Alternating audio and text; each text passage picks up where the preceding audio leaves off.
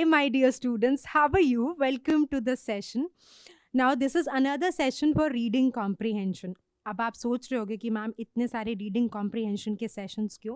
क्योंकि आपको बहुत स्ट्रांग बना देना है रीडिंग कॉम्प्रिहेंशन में, वही तो हमारा गोल है. आज हम करेंगे science based passages. So we'll be picking up topic wise passages. So today we'll be doing 2 science based passages. I've kept the difficulty level to be slightly higher ताकि क्लास में थोड़ा फन एलिमेंट आए. और students को usually बहुत complaint होती है science passages से. In fact at times we have seen जो स्टूडेंट्स इनका बैकग्राउंड साइंस है, जो फिजिक्स केमिस्ट्री पढ़ रहे हैं, उनको भी पता नहीं क्यों साइंस पैसेजेस बड़ा हर्डल लगते हैं एग्जाम में. तो वही आज का अटेम्प्ट है कि कुछ आप डिफिकल्ट पैसेजेस कर लो, तो एग्जाम में अगर साइंस बेस्ड पैसेजेस आए तो आपको बहुत घबराहट ना हो. I'm again telling you, passages are slightly higher as far as the difficulty level is concerned, but don't worry, when we are doing things, we should always try that हमारी preparation बिल्कुल worst case scenario के लिए हो. मतलब सबसे difficult paper आएगा तब भी हमारी prep इतनी strong होनी चाहिए कि हम paper फोड़ दें, और आसान आएगा तो हम बिल्कुल manage कर ही लेंगे.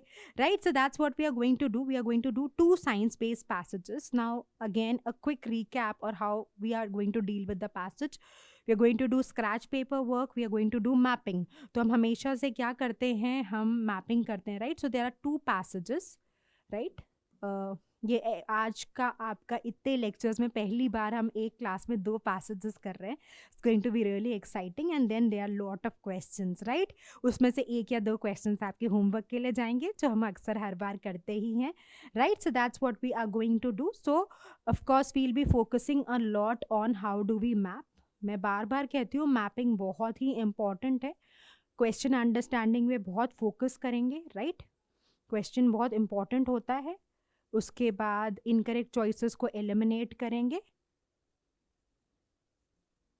राइट? एक बार आप स्ट्रैटेजिकली क्लियर हो गए, सो सबसे पहले स्ट्रैटेजीज पे काम करिए. स्ट्रैटेजीज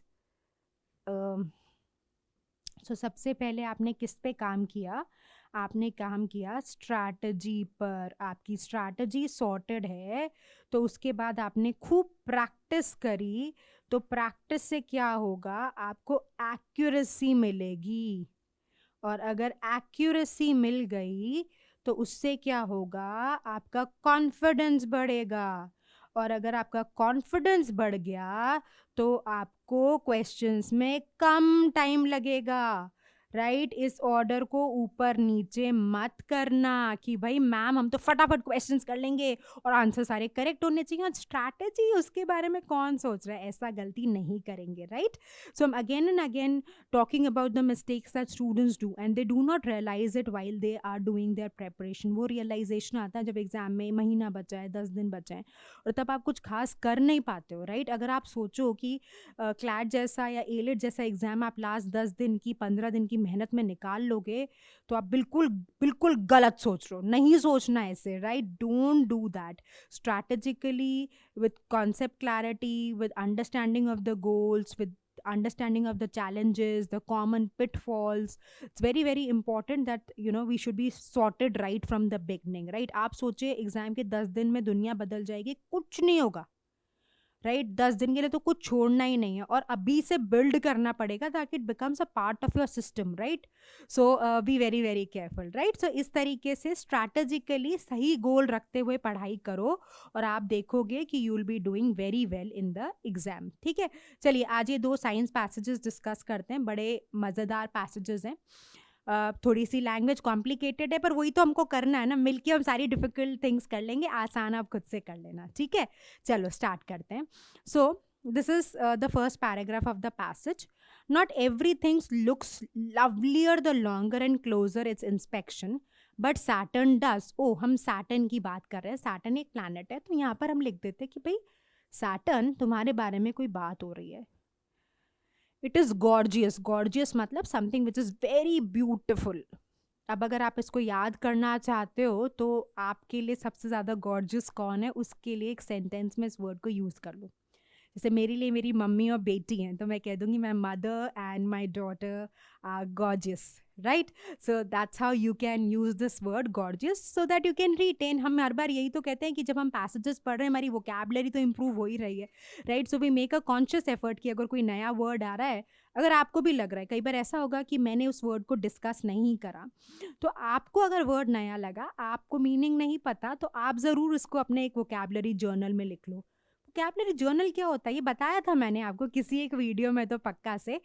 बट जिनको नहीं याद है या जिनको नहीं पता, एक छोटी सी नोटबुक मेंटेन कर लें जिसमें जब भी आप पैसेजेस सॉल्व कर रहे हैं, वीडियोस देख रहे हैं, कोई मॉक दे रहे हैं, प्रीवियस ईयर क्वेश्चंस कर रहे हैं, नए नए वर्ड जो आप सीखते जा रहे हो वो लिखते जाओ वहाँ पर, राइट. तो आपके पास at the end of your preparation खूब सारे नए वर्ड्स आ जाएंगे.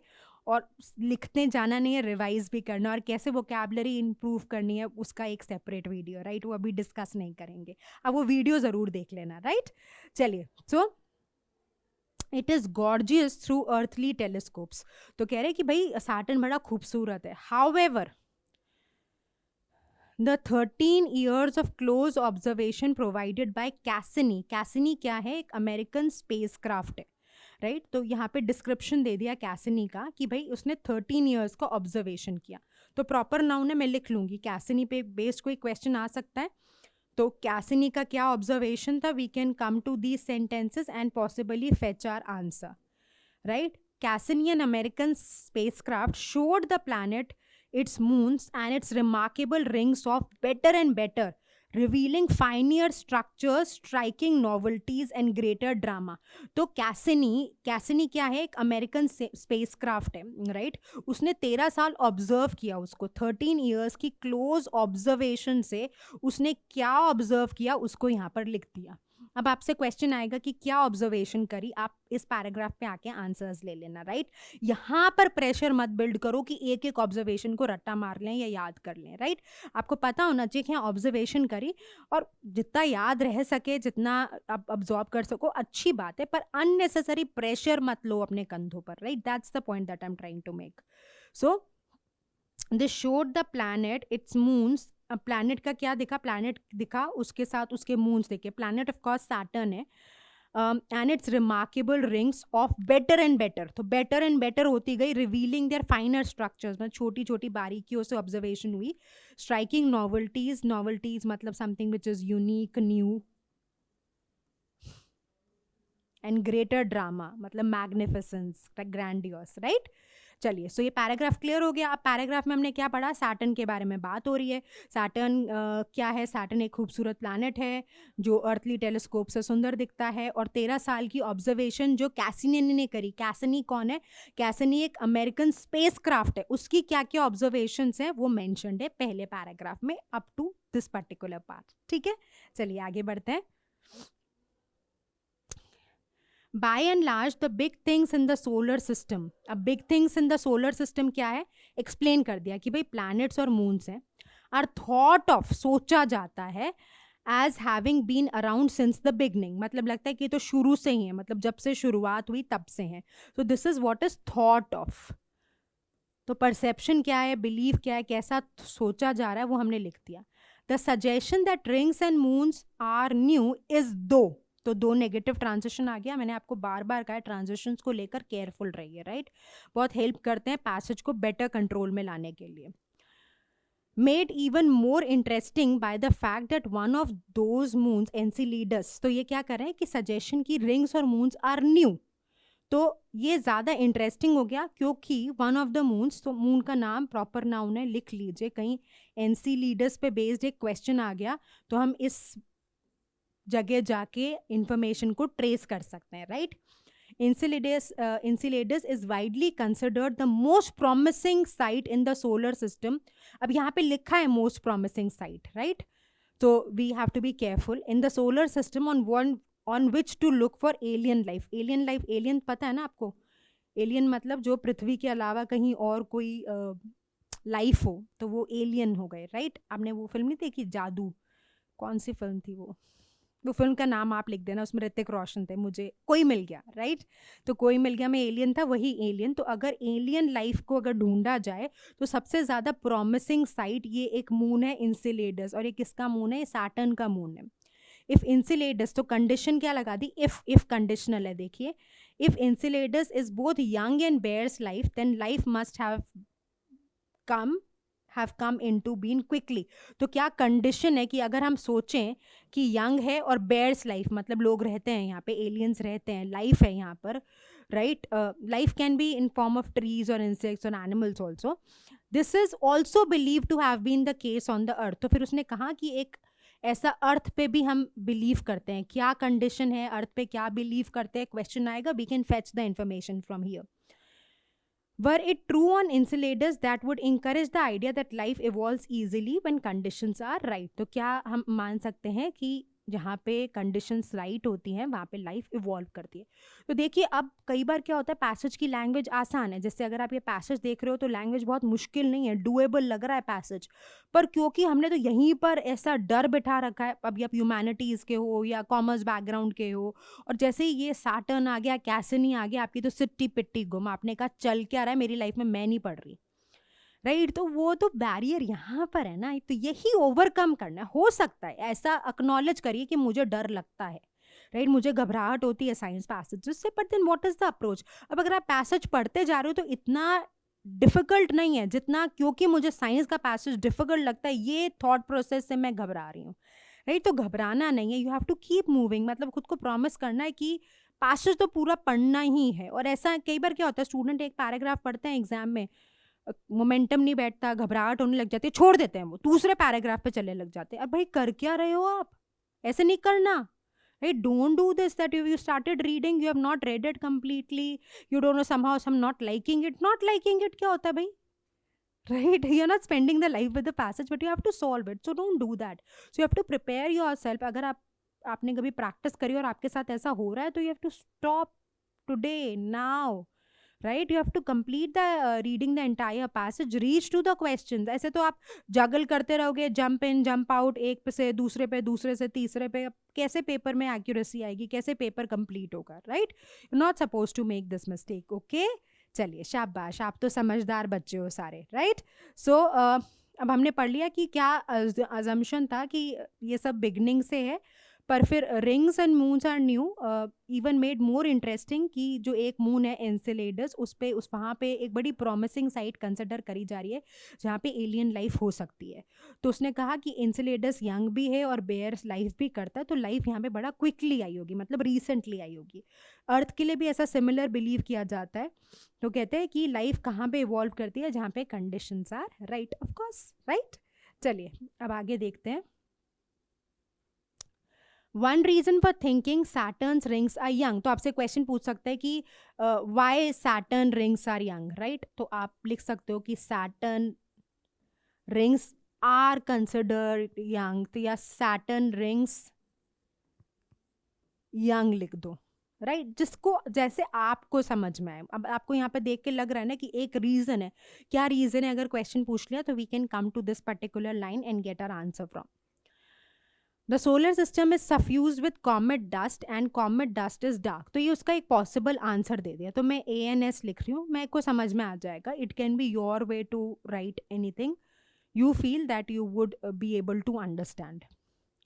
Leaving Saturn's ring, which Cassini याद है आपको, एक American space craft, right? Cassini वापस आ गया. has shown to be more than 90%. तो कॉम्पोजिशन यहाँ पे बता रहे हैं, राइट, कि 90% ऑफ आइस है.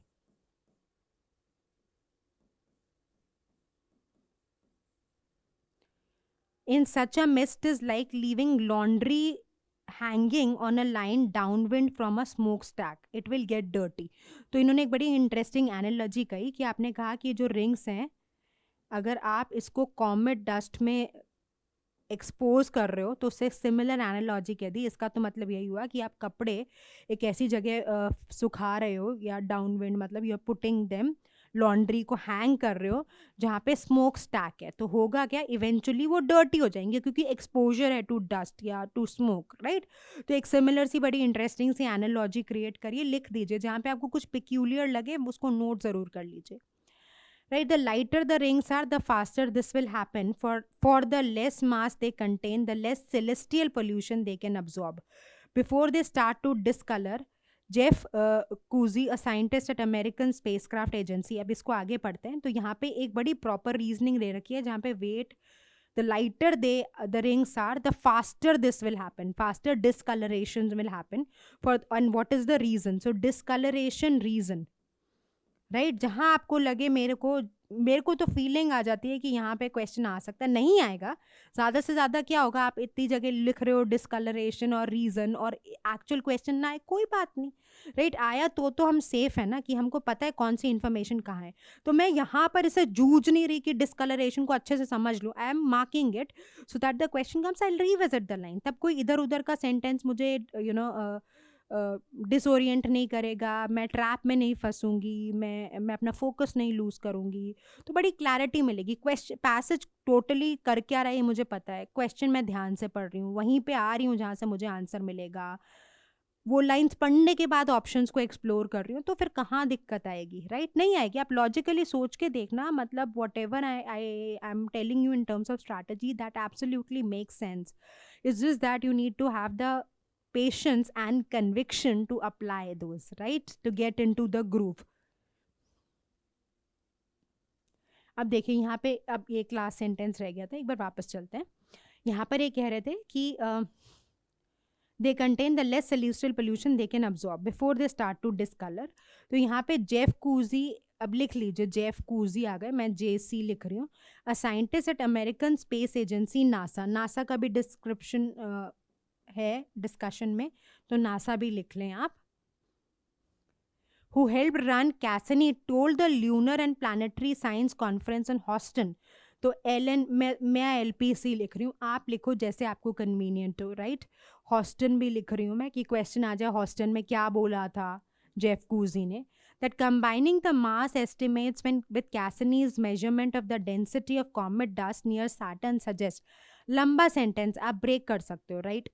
यहाँ पे तो देखिए कहाँ बोला, तो ये तो पूरी एक ऑर्गेनाइजेशन का नाम ही आ गया, ये जगह का नाम आ गया, और यहाँ पर क्या बोला है, so what is the output और व्हाट इज़ द स्पीच और what has he narrated, right. Question आ जाए क्या बोला जेफ कूजी ने कॉन्फ्रेंस में, तो आप यहाँ पे आके आंसर ले सकते हो, right. That combining the mass estimates with Cassini measurements of the density of comet dust near Saturn suggests that rings are no older than the first dinos nor younger. तो ये एज बता दी rings की, right.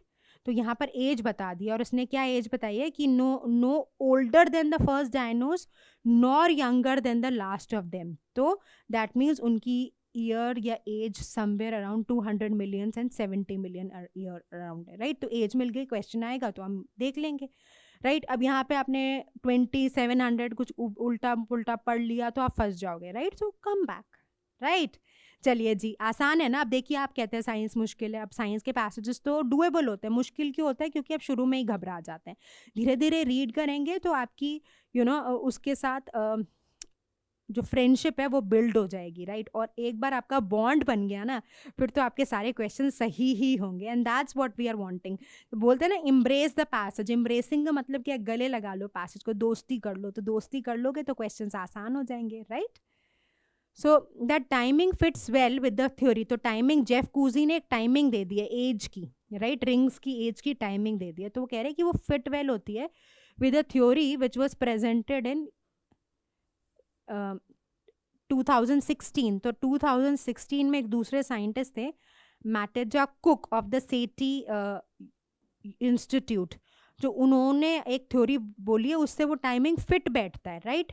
तो देखिए, अगर एक author अपनी research में दूसरे साइंटिस्ट को मेंशन करता है तो दो रीज़न से कर सकता है। या तो अग्री करता है अपने आइडिया को, दूसरा साइंटिस्ट जो बिल्ड कर रहा है वो सिंक में जा रहे हैं तो सपोर्ट करने के लिए, या कुछ कॉन्ट्रास्ट, कोई दूसरा पर्सपेक्टिव बिल्ड करने के लिए। यहाँ तो बोला कि सपोर्ट कर रहा है कि वो timing fit well, that timing is fitting well with the theory that has been put forward by Matija Cuk of the SETI institute in California and his colleagues. तो वो क्या सजेस्ट करते हैं? सो what is suggested in case the question comes, आपको कोई confusion है, आपको थोड़ा ओवरवेलमिंग लग रहा है, तो आप लिख लीजिए क्या सजेस्ट हुआ था मैथेजा कुक से। इस पर्टिकुलर लाइन से अगर क्वेश्चन आता है तो आप रीड कर सकते हो यहाँ पर आके।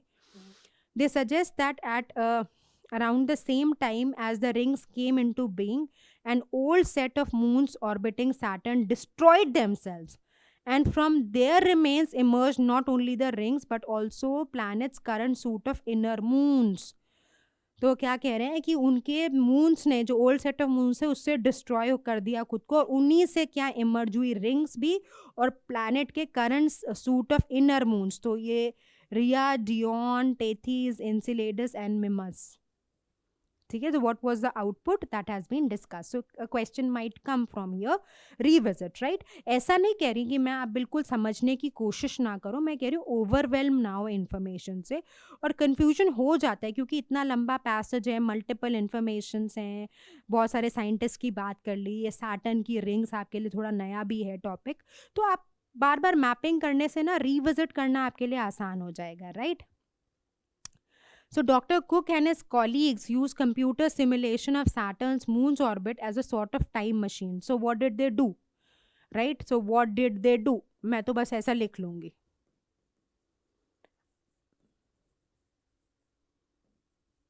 They में लिख लो Cook और colleagues. Cook plus, तो मुझे Cook plus से पता चल जाता है Cook के साथ और लोग थे. Looking at the rate which tidal friction is causing these orbits to lengthen, they extrapolated backwards to find out what these orbits would have looked like in the past. So what did they discover? तो यहाँ तो उन्होंने किया right? What did they do? Then what was the discovery? तो question आ जाए क्या किया उन्होंने, तो भी आपको पता है उन्होंने डिस्कवर क्या किया, एक्सप्लोर क्या किया, वो इस लाइन से आपका आंसर मिल जाएगा, right. So they discovered that about 100 million years ago the orbits of two of them, तो दो यहाँ पे दो specific बोले हैं, Tethys and Dione, would have interacted in a way that left the planes in which they orbit markedly tilted, but their orbits are untilted. The obvious if unsettling conclusion was that this interaction never happened, and thus that at time when it should have happened, Dione and Tethys were simply not there. तो यहाँ पर ये बोल दिया कि इन दोनों का तब तक तो एग्जिस्टेंस ही नहीं हुआ होगा क्योंकि ऐसा इंटरैक्शन ही नहीं हुआ होगा.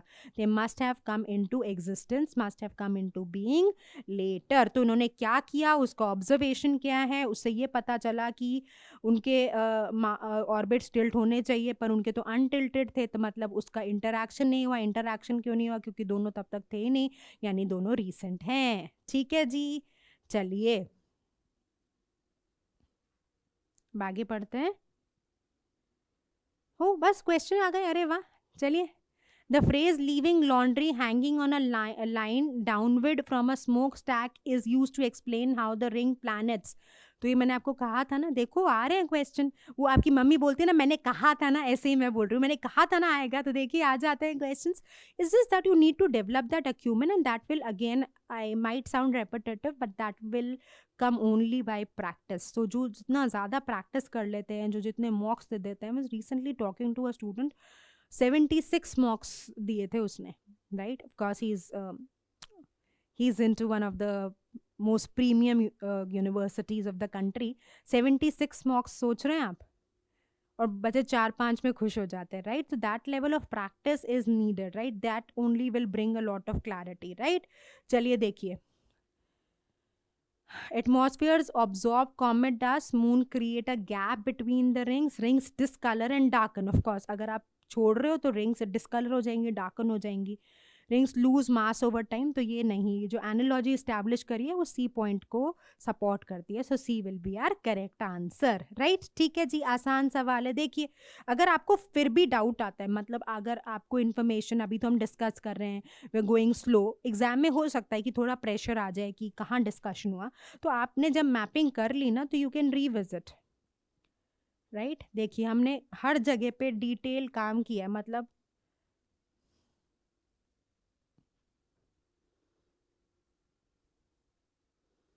राइट. सो हमने ये लिखा था कहाँ पे, लॉन्ड्री. देखिए लिखा ना, ये एनालॉजी लिख कर आया ना, तो बस ये रिविजिट कर सकते हो, right. So such a mist is like leaving laundry hanging on a line downward from a moon stack, it will get dirty. तो वही बोल रहा है कि डिस्कलर हो जाएंगी, राइट. तो अब आपका सी पिक करना आसान हो जाए क्योंकि बाकी तो कुछ निकल के ही नहीं आया उस कॉन्टेक्स्ट से. So C will be the right answer. चलो नेक्स्ट क्वेश्चन देखते हैं. Data provided by Cassini challenged the assumption that all big things in the solar system have been around. तो वो तो कह रहे हैं ना recent है, Enceladus और बाकी बहुत कुछ. So you can keep this. New celestial bodies can form from can from distance. So this did not challenge the assumption. Saturn ring system is composed mostly of water and ice. No, इसको challenge नहीं किया. There was life on Earth when Saturn rings were being formed. Challenge नहीं किया. Challenge इस perspective को किया. So our correct answer will be A for this question. So please understand, challenge the assumption, right? So question clarity बड़ी important है. चलिए next देखते हैं. पढ़ो क्वेश्चन को, आंसर करने की कोशिश करो. Based on information provided in the passage we can infer मतलब हम क्या कंक्लूड कर सकते हैं. In addition to water ice Saturn rings might also have small amounts of. तो देखो क्या क्या हो सकता है. कहाँ पे कॉम्पोजिशन, एक जगह हम लिख कर आए कि कॉम्पोजिशन क्या थी. तो अगर आप साथ साथ मैपिंग कर रहे हो तो आप रिविजिट कर सकते हो कहाँ पे हमने कॉम्पोजिशन लिखा था, है ना. देखो यहाँ पे कॉम्पोजिशन लिखा ना हमने. तो then you can use this to answer the question. चलो अब देखते हैं फिर. ये लाइंस को रिविजिट कर लेना, पॉज कर लेना if you feel the need. कोई जल्दबाजी करने की ज़रूरत नहीं है. जब तक मन ना माने तब तक घबराएंगे नहीं, ठीक है. So you have revisited, right. अब इसको तुम अपना होमवर्क क्वेश्चन लो, राइट. हम तो ये करते ही हैं. पैसेज में से एक क्वेश्चन तो आपका होमवर्क जाएगा ही जाएगा, राइट. अब आपको बता दिया कहाँ से आंसर आएगा. Do solve this question, comment section में आंसर लिखोगे, ठीक है. This is question number 3. चलो नेक्स्ट क्वेश्चन करेंगे अब. The main objective of the passage is. तो क्या ऑब्जेक्टिव है पैसेज का, सोच के बताओ. क्यों लिखा है ऑथर ने पूरा का पूरा passage. Provide evidence that Saturn rings and moons are recent creations. बिल्कुल ब्यूटी को हाईलाइट कर रहा है पर वो मेन ऑब्जेक्टिव नहीं है, ठीक है. Demonstrate how orbital patterns change over time. No, that's not again the main objective. Establish that Saturn rings and inner moons have been around since the beginning. इसको तो चैलेंज कर रहा है. So what is the correct answer. A is the correct answer for this question. देख रहे हैं question आसान है, पैराग्राफ थोड़ा ट्रिकी होगा, लैंग्वेज डिफिकल्ट होगी तो बैलेंस करने के लिए क्वेश्चन आसान कर देगा. वाइसा वर्सा भी होगा, राइट. पैसेज आसान है, क्वेश्चन ट्रिकी आ गए. कई बार दोनों आसान हो सकते हैं, वैसा कम होता है. कई बार दोनों डिफिकल्ट हो सकते हैं, वैसा भी कम होता है. तो right, there is a balance. Most of the times there is. It's just that you need to have the right approach, right. आपका अप्रोच बैलेंस होना जरूरी है. So based on information provided in the passage we can conclude all of the following. तो किसको हम conclude नहीं कर सकते. तो यही अगेन यही मैं ना आपको बोलती हूँ, ये एक्सेप्ट, लीस्ट, नॉट, ये बड़े गड़बड़ हो जाती है क्वेश्चंस पे ज़रा सा ध्यान ना दिया जाए तो. So be careful. Saturn's lighter rings discolor faster than rings with a greater mass, yes. Tethys and Dione are less than 100 millions, yes. None of the Saturn moons ever had suitable conditions, no. Saturn rings were created from the remains, yes. So हम C को as the right answer pick कर सकते हैं. ठीक है जी, हो गया passage. चलो बढ़िया. अब आप एक लंबी सांस लो और दूसरे पैसेज के लिए रेडी हो जाओ. थक गए, कोई बात नहीं, चलिए कर लेंगे. शाबाश शाबाश. ऑल इज़ वेल करके दूसरा ट्राई करते हैं. एग्जाम में तो करने पड़ेंगे ना, राइट. तब तो आप ये नहीं कह सकते कि थक गए मैम, एक दिन में एक ही बहुत है, राइट. ऐसा नहीं कह सकते ना. एग्जाम में तो सारे करने पड़ेंगे. तो धीरे धीरे हमें भी तो अपनी कैपेसिटी को इंक्रीज करना है. तो चलो आज करते हैं, आप कर पाओगे, ठीक है. घबराओ मत, चलो let's do this, right. So, scientists have long recognized the incredible diversity within a species. मतलब incredible, cred root का मतलब होता है believe, right? Faith, belief. आपने सुना incredible India, अतुल्य भारत, right? Incredible मतलब आप विश्वास ही नहीं कर सकते इतना सुंदर है, राइट. सो इनक्रेडिबली डाइवर्स मतलब इतनी आश्चर्यजनक है. डाइवर्सिटी मतलब lot of variety. But they thought it reflected. So we are talking about diversity, right? So what are we talking about? We are talking about diversity here. But they thought it reflected evolutionary changes. तो उनका thought process क्या था कि it reflected evolution के process में जो changes हुए, that unfolded imperceptibly, मतलब eventually हुआ ही, right? Eventually over million of years, that divergence between population within a species were enforced. तो ये अर्नस्ट मेयर का क्या ओपिनियन था. ये एक ग्रेट इवोल्यूशनरी बायोलॉजिस्ट थे तो ये कहते हैं कि divergence between population with in a species, एक स्पीशीज़ में ही अगर हमें अलग अलग वेरिएशन दिख रही हैं तो वो इन्फोर्स की गई, राइट। तो इन्होंने अर्नस्ट मेयर ने 1940s में कुछ स्टडी करा, when a population was separated from the rest of the species bye a mountain range और डेजर्ट, मतलब आपने सेपरेट कर दिया तो बीच में कोई डिस्टेंस आ गया ताकि जो कम्युनिकेशन है वो ना हो, right. Prevented breeding across the divide over geological scales of time. Without the separation, genes flow was relentless, but as the separation persisted, the isolated population grew apart और स्पीशी बन गई। तो आइसोलेट करने से स्पीशी बन गई। तो ये इनका ऑब्जर्वेशन है।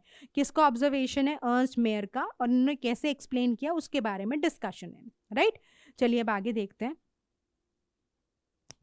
इन द मिड 1960s, अब यहाँ पे 1960s में एक दूसरे बायोलॉजिस्ट आए, इनका नाम है Paul Ehrlich, author of Population Bomb. तो ये किताब का नाम है पॉपुलेशन बॉम्ब, उसके ये ऑथर थे, राइट। प्रॉपर नाउन है, आप लिख लें, क्या पता कोई पॉपुलेशन बॉम्ब से एसोसिएटेड क्वेश्चन आ जाए। पॉपुलेशन बॉम्ब इन बायोलॉजिस्ट के द्वारा लिखी गई एक बुक का नाम है, right. And Stanford University colleague Peter Raven challenged, तो मेयर के पर्सपेक्टिव को इन्होंने चैलेंज करा, राइट। मैंने आपको कहा था अगर एक साइंटिस्ट ऑथर दो साइंटिस्ट को ला रहा है, या तो ओपिनियन को जैसे पहले केस में जस्टिफाई करने के लिए ला सकता है या कॉन्ट्रडिक्शन शो करने के लिए ला सकता है। तो उन्होंने कहा कि भाई ये तो डिसअग्री करते हैं। उनकी क्या स्टडी थी? उन्होंने चेकर स्पॉट बटरफ्लाइज एक रीजन में रहती थी, जो रीजन था, मैं CB लिख रही हूँ क्योंकि मुझे ऐसे समझ में आता है, अगर आपको CB से नहीं समझ में आता है आप चेकर्ड बटरफ्लाइज लिख सकते हो। तो ये एक jasper ridge biological preserve California में रहते थे। And it soon became clear that they were not examining a single population, right. Up through years of capturing, marking, and then recapturing the butterflies, they were able to prove that within the population spread over just 50 acres of the suitable checker post habitat is a place where, species live. There were 3 groups that rarely interacted despite their very close proximity. तो ये checker spot butterflies पे कैसे research चल रही है इन की उसके बारे में मेंशन्ड है, राइट। सो क्या ऑब्जर्वेशन थी? You can write the observation, so that will help you sail through the question. So among other ideas, Ehrlich and Raven argued in a now classic paper from 1969 that genes flu was not as predictable and ubiquitous as Mayer and his cohort maintained. तो कहाँ पे disagreement है? या disagreement मतलब variation in perspective है, वो यहाँ पर mention कर दिया। And thus evolutionary divergence between neighboring groups in a population was probably common, right. Ab they also asserted that isolation and gene flow were less important to evolutionary divergence than natural selection. तो मतलब natural selection में कौन से factors आ गए, आपसे पूछ सकते हैं कौन से फैक्टर्स मेंशन्ड है, कौन से नहीं है। So you can revisit and get this information from here. So when factors such as mate choice, weather, disease or predation cause better adapted individuals to survive and pass on the successful genetic traits, right। तो दोनों scientist ने उसने कहा कि isolation है तो species होगी। यहाँ पे इन्होंने चेकर पोस्ट बटरफ्लाइज को स्टडी किया, उससे क्या ऑब्जर्वेशन आई, फिर उन्होंने क्या कंक्लूड किया कि भाई नेचुरल सिलेक्शन एक इम्पॉर्टेंट है। जीन ये तो बोल ही रहे हैं कि आइसोलेशन और gene flow are less important to evolutionary divergence than natural selection, right. For example, इन्होंने एक example दिया, these scientists suggested that without the force of natural selection, an isolated population would remain unchanged, and that in scenario natural selection could be strong enough to overpower gene flow. तो इनके हिसाब से natural selection बड़ा important रहा, जिसकी वजह से species grow करी या वेरिएशन आई या डाइवर्सिटी आई, राइट। देखिए पैसेज डिफिकल्ट नहीं है, फंसेंगे कहाँ आप, ये बहुत सारे साइंटिस्ट का नाम सुन के क्या बोल रहे हैं, कैसे कर रहे हैं। तो बस मैं बार बार यही कह रही हूँ कि एक साथ सब तो ऑब्जॉर्व नहीं हो पाएगा। मैं ये नहीं कह रही कि आप समझने की कोशिश ना करो, मैं कह रही हूँ प्रेशर मत लो कि एक एक वर्ड समझ में आना चाहिए। जहाँ आपको ज़रूरत लगती है, जहाँ पे आपको रिक्वायर्ड लगता है कि मुझे तो रिविजिट करना है, और करने में कोई हार्म नहीं, but you should again the idea is you should know where to go, right. So now let's see, do we have the questions here? Yes, we have the questions here. Wow, we are already here with the questions. So let's see the first question. Which of the following best sums up these two scientists' argument in their classical paper. So was wrong in identifying physical separation as the cause of species diversity. Checker spot butterflies in the 50-acre Jasper Ridge Preserve formed three groups that rarely interacted. While a factor isolation was not important, not as important, तो ये यहाँ पर comparison हुआ है, right? उन्होंने कहा कि भाई नेचुरल सिलेक्शन ज़्यादा इंपॉर्टेंट है, यही तो क्रक्स ऑफ द डिस्कशन था। तो सम अप करना है, राइट? देयर जब हम कोई बात कहते हैं, कोई साइंटिस्ट ने बोला, हो सकता है मल्टीपल पॉइंट्स बोले हैं, पैसेज के हिसाब से सही है, पर आप ऑब्जेक्टिव देखिए ना क्वेश्चन का। सम अप करना मतलब एक लाइन जो पूरे पैसेज के डिस्कशन को कवर कर ले। तो आप इन चॉइसेस में कंपेयर करोगे, आपको सी सबसे कन्विंसिंग आंसर लगेगा। तो ये आपको समझना है, following best sums up. So I again always emphasize on the idea that question is very important. तो अगर आपने best sums up लिख लिया तो फिर आप C को पिक करोगे। best sums up को नहीं पढ़ रहे या सिर्फ यही कह रहे हो कि इनका क्या ऑब्जर्वेशन था, फिर हो सकता है आप किसी चॉइस में फंस जाओ, right? Gene flow is less common and more erratic than Mayer and his colleagues claimed, so we can't say. So what is the correct answer? The correct answer to this question is C, right? Overall understanding of the passage पे based question था। आप चाहो तो experiment को revisit कर सकते हो, वो भी कर सकते हो, कोई ऐसी डिफ़िकल्ट बात नहीं है, पर क्वेश्चन यहाँ पे समझना इंपॉर्टेंट है, क्योंकि अगर आप ये वाला वर्ड मिस कर गए ना, there is a good possibility that हिल जाएगा आपका question, and that we would not want. ठीक है जी, चलिए अब नेक्स्ट क्वेश्चन देखते हैं हम। नेक्स्ट क्वेश्चन क्या कहता है? नेक्स्ट बोलता है all of the following statements are true according to the passage except. तो हमें देखना है कि कौन सा स्टेटमेंट ट्रू नहीं है। अब क्या होता है, जल्दी जल्दी में एक्सेप्ट देखते नहीं है, पहला स्टेटमेंट बड़ा कन्विंसिंग लगा और हमने क्या किया, हमने उसको आंसर मार्क कर लिया। कर लेते हैं ऐसा। अब आप वही, मैं बार बार कहती हूँ, जानबूझ के मिस्टेक्स नहीं होती, बट स्ट्रेस में, प्रेशर में होती हैं।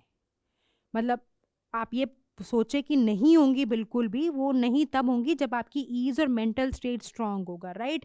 वो आपकी प्रेपरेशन में इतना कॉन्फिडेंस होगा कि ये गलतियां नहीं होंगी, अपने इतने मॉक्स दे रखे होंगे कि आप स्ट्रेस्ड आउट नहीं होंगे, right? So please ensure that you read the question और एक्सेप्ट वाले क्वेश्चन की गलतियां ना करें। चलिए, gene flow contributes to evolutionary divergence.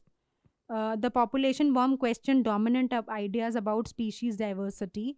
Evolutionary changes unfold imperceptibly over time. तो ये तो ट्रू है पैसेज के बेसिस पे, this can not be the answer. Checkerspot butterflies are known to exist speciation when living in close proximity, ये भी discussed है। तो फिर हम किसको मार्क कर लेंगे as a correct answer? B को, राइट? सिंपल सा क्वेश्चन है। चलिए एक और देखते हैं। The author discusses these people to demonstrate that, तो अब evolution is a sensitive and controversial topic। तो controversial मतलब डिबेट हो रही हैं इन पे। तो देखो, controversial है, डिबेट हो रही है, सेंसिटिव है। Ehrlich and Raven's ideas about evolutionary divergence are widely accepted by scientists। ये ऑब्जेक्टिव नहीं था, राइट? तो ये तो outrightly eliminate हो जाएगा। The causes of speciation are debated, हाँ यहाँ पे डिसएग्रीमेंट है, तो इसको रख सकते हैं। Checker spot butterflies offer the best example about, तो बेस्ट तो सुपरलेटिव हो गया, थोड़ा एक्सट्रीम है। और controversial is not the right word that is fitting in, so between A and C definitely C is the best answer, is a better answer, right?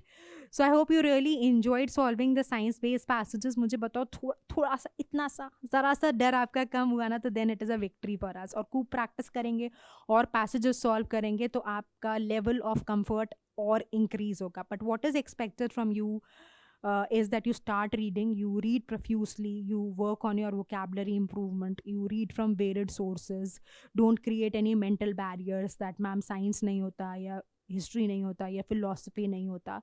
C students we have to be prepared, नहीं होता से काम नहीं चलेगा, right? और ऐसा भी मत करिए जो नहीं होता उसको बिल्कुल टच ही ना करें, ये बहुत बड़ी भूल कर देते हैं कि जिसमें डिफ़िकल्टी आ रही होती है उसको तो बिल्कुल नहीं करते, जिसमें मज़ा आ रहा होता है उसको ज़्यादा करते हैं। तो जिसमें मज़ा आ रहा हो तो आपकी पहले ही स्ट्रेंथ है ना, you have to become better with the areas where you are struggling, right? So do let me know how are you liking the sessions. एक क्वेश्चन आपको होमवर्क में भी दिया है, उसका आंसर भी आपको ज़रूर बताना है, right? So will see you very soon. Please take good care of your self and work very very hard, stay consistent, take care.